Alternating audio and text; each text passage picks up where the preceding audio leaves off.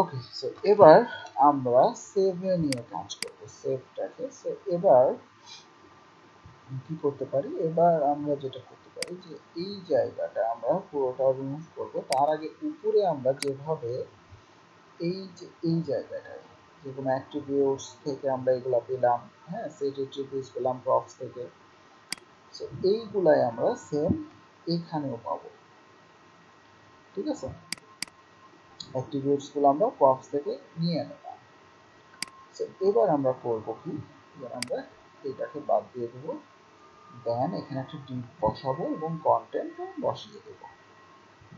So আমরা same ভাবে একটা ডিভ নিলাম, ক্লাস নিলাম অ্যালার্ট অ্যালার্ট, দেন হচ্ছে যে অ্যালার্ট টাইপ থেকে আমাদের ডাটাটা আসবে এবং এর মধ্যে রিচ টেক্সট কন্টেন্ট ইউজ করলাম ট্যাগ নেম দিয়ে এবং ভ্যালু হিসাবে এই যে কন্টেন্টটা পাচ্ছি আমরা।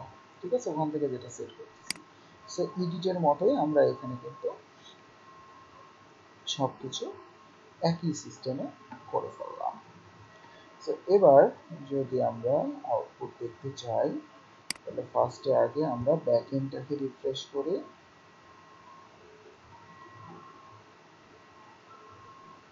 তো এই যে এটাকে আমাদের এখন রিমুভ করে দিতে হবে। আচ্ছা, দিয়ে আমি আবার অ্যাড করতেছি। সো এই যে আমাদের পারফেক্টলি আছে।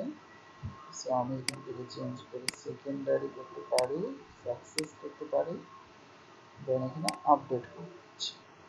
সো এবার আমরা এই জায়গায় একটু কন্ট্রোল-C চাপ দেবো, এই যে এটা কিন্তু পারফেক্টলি ভাবে আমাদের ব্যাকএন্ডে যেটা আছে সেটা কিন্তু সেভ হয়ে আসছে।